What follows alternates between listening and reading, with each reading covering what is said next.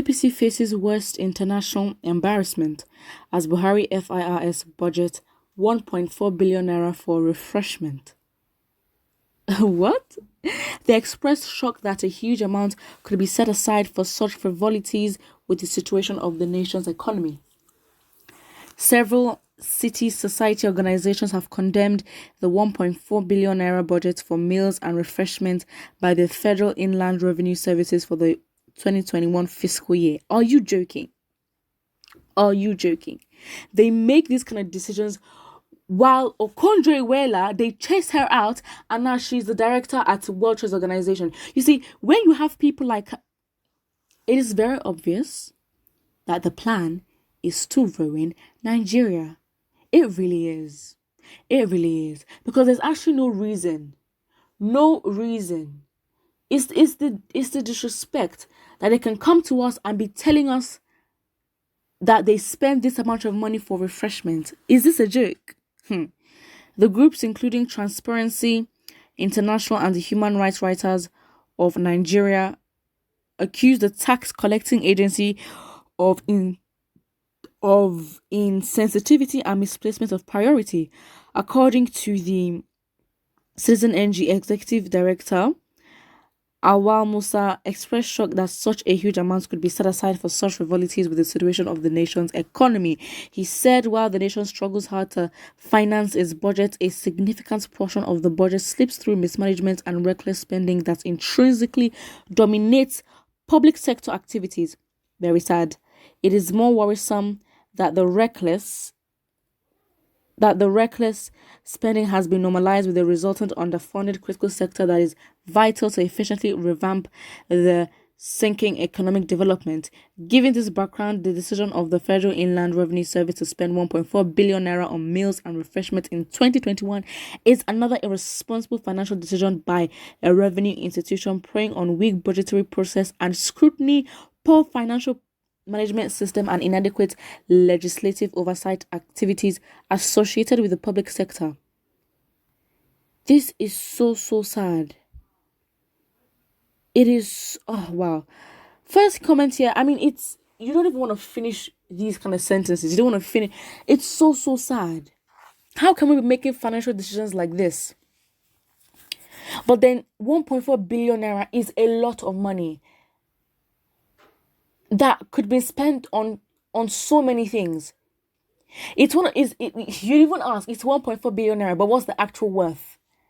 What are purchasing power parity? Like, what is it actually worth? Because you say 1.1 billion naira, and it's not 1.1 or 1.4 billion dollars or pounds. It's naira. So it's like, okay, fine, it's a lot of money, but they're not investing. Like giving out subsidies to businesses. They're not, working on infrastructure. It's such a key part of a society. The functioning of a society, the power plants. Oh my days, it is so sad. But then you have a finance minister an ex-finance minister, Okonjo-Iweala, who literally changed the game. You were threatened as you should be, because obviously, your inefficiencies would literally be spread out and you're exposed to the world if she continued. But now you guys, you change the environment, make it hostile that she cannot even bear to be there. Therefore, this has now led to her working in the World Trade Organization. She's out here impacting world economies. You think that she can just decide, oh, you know what, I'm going to go to the economy and do that. No. You have got to be cooperative. She can't just come and be like, you know what, with my position, let me just come and change Nigeria. It doesn't work. You have to cooperate with the leaders of the country as well. It's so sad. So sad. Someone here says, there was once a country. Do we even have lawmakers to deal with FIRS boss? This is broad light stealing in the name of refreshment. Refreshment as in how? I don't understand. Okay, fine. They wanted to spend it on what? Spend it on refreshment. Are we having a mass party? I don't understand. Like, what kind of refreshment? If that money was channeled for poverty eradication, healthcare, if it was in fact, if I don't know, Because there's so many alternatives and they're acting like as if they do not know these things. These people are well read, they've got degrees. Degrees do not necessarily mean you're smart or the most intelligent, but still, with the finances that they do have, they are well exposed and they travel out of the country to go live lavish lives, to even go and receive proper healthcare. I don't understand. And I think this is the problem when you have self-hating,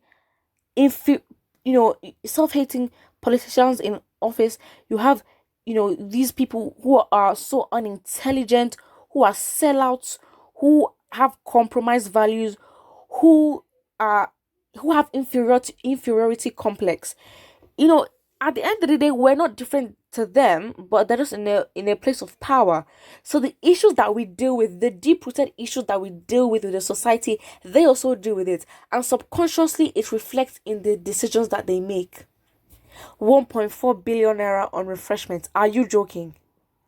Sad. And all we can say is that it is sad. If we want to change something, we have to decide, what do we want? Do we want one Nigeria, or do we want to separate? Separating doesn't mean that we're going to be hating each other. Doesn't necessarily mean that we're going to have a bad outcome at the end of the day. But we as Nigerians need to have an emergency family meeting and decide, what do we want? What do we want? What kind of futures do we want? Because at the end of the day, if we want one Nigeria, we will have to be cooperative. If we know that we have our own selfish ambitions to go on, let's just... Because again, people choose to do these things. You can't force people to want one Nigeria, and you can't force people to separate. But then, what do you want? So we need to have a family meeting, and be like, what is the next line of action?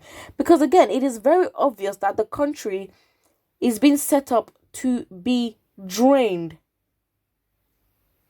And it's sad, but it is what it is. Someone here says 1.4 billion for refreshments, and we have teachers sitting under trees as makeshift offices. Sad.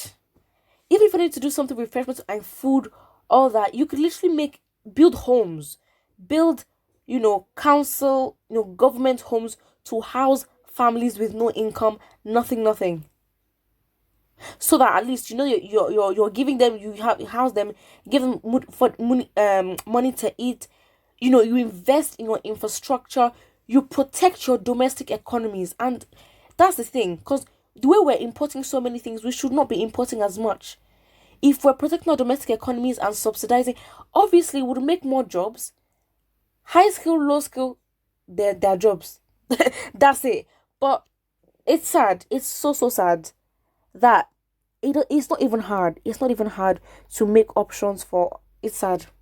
Put what you think in the comment section below, and do not forget to like and subscribe.